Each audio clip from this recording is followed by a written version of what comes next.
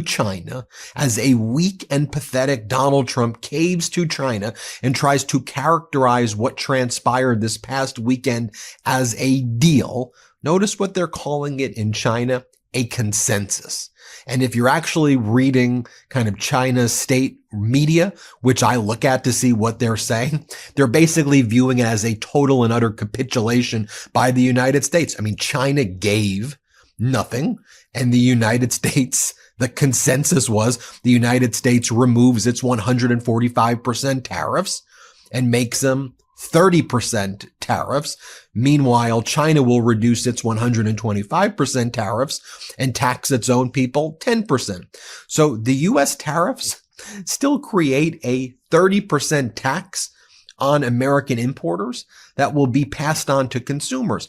Now, before there was basically a trade embargo between China and the U.S., if you had told anybody that there would be a 30% tariff across the board on China, they would say that's devastating to the United States economy.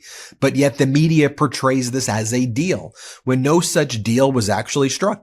If you want to see how economists and bankers are actually talking about this behind the scenes, sure, they're taking advantage of the market volatility and making a ton of money based on inside information and based on the buying the dip, which regular hardworking Americans are focused on living paycheck to paycheck, and they shouldn't have to do that. But take a look at like what JP Morgan's own internal report from the past 24 hours said.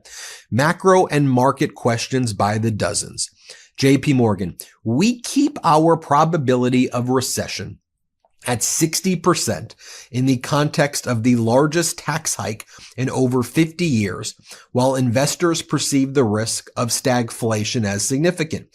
Quote, we continue to see ongoing vulnerability of capital outflows in the U.S. as foreign interest and trust are tested, meaning Trump's volatility and crazy behavior has destroyed the brand of America as a stable place for the world to put their money in. In fact, if you take a look at some recent data that's been accumulated over here in the 2025 Democracy Perception Index, the United States' popularity now internationally as a hub of trust and goodwill is basically as low as Russia's. America's -5%. Russia is -9%, and China, because it beat Donald Trump. Donald Trump's retreating based on this fake deal that Trump is announcing. China has a +14% net positive view as a safer place to be right now than the United States in terms of world trust. And Donald Trump continues to engage in volatile and hostile actions. I mean, yesterday, Donald Trump moved on, made this fake deal with China, which was actually a retreat. And what did Donald Trump do? He went and attacked Europe right away. He was like, in many ways, Europe is worse than China. Europe is worse than China. So now he's moved on to attack Europe. How do you think our European allies, or, I guess for Trump, their former European allies, how do you think they view this? How do you think they view rhetoric like this? Let me show you what Donald Trump said yesterday so you can see for yourself. Let's play that clip. The European Union is in many ways nastier than China. Okay? And we've just started with them. Oh, they'll come down a lot. You watch. We have all the cards. They treated us very unfairly. They sell us 13 million cars. We sell them none. They sell us their agricultural products. We sell them virtually none. They don't take our products. Now, I can show you as well what some other economists are saying, or what Fed officials are saying, people who are at the Fed. The Fed officials, the Federal Reserve, they're still bracing for significant economic shock, despite the China tariff pause. This is the type of data that I'm focused on, most importantly, not all of the volatility and the fake deals. I want to know what's going on behind the scenes, because as I said, a 30% tariff still is a massive cost to consumers. It is definitely less impactful stagflationarily than the path we were on with a complete trade embargo, yet it's 3 to 5 times higher than what it was before. So it's going to make growth slower and make prices rise. There's going to be more inflation. That's from Austin Goolsbee, who's the president of the Chicago Fed, who believes that this is going to cause inflation, and inflation is on the rise. Now, the Yale Budget Lab have updated their simulations using the 30% tariff on China, and they still see a significant stagflationary shock to the U.S. economy. That's not good.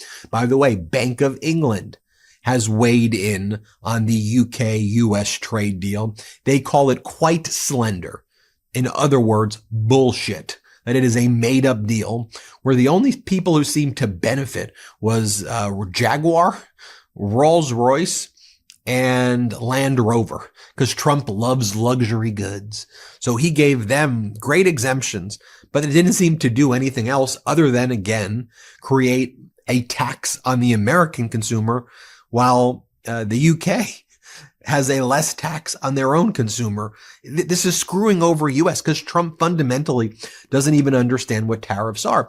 So moving though to Donald Trump's disastrous economic policies against the world, to the budget, which Donald Trump calls one big beautiful bill, which is one big massive disaster.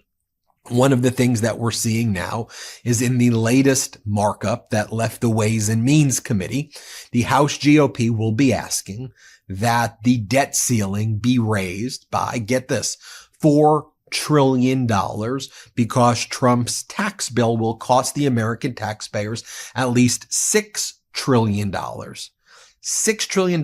We need to add the debt ceiling by about $4 trillion right now. That is not good.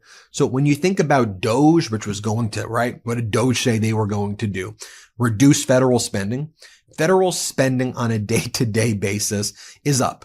April 2025, federal spending is higher than April 2024. Okay. Doge has cut nothing.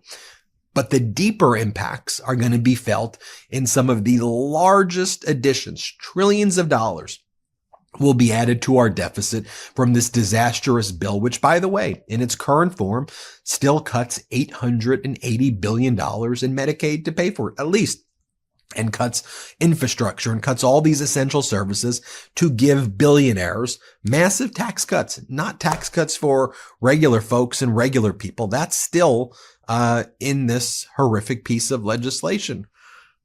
And it's going to cause grievous harm to the economy, not to mention the fact that Trump has gutted the IRS, which will likely reduce to trillions of dollars or at least hundreds of billions of dollars a year in lost tax revenue.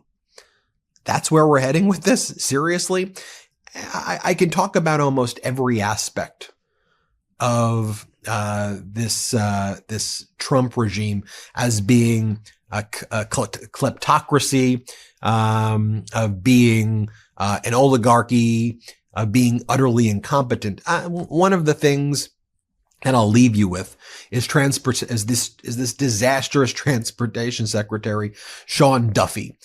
He got famous being a reality show star on The Real World. Then he was on The Real World Road Rules Challenge.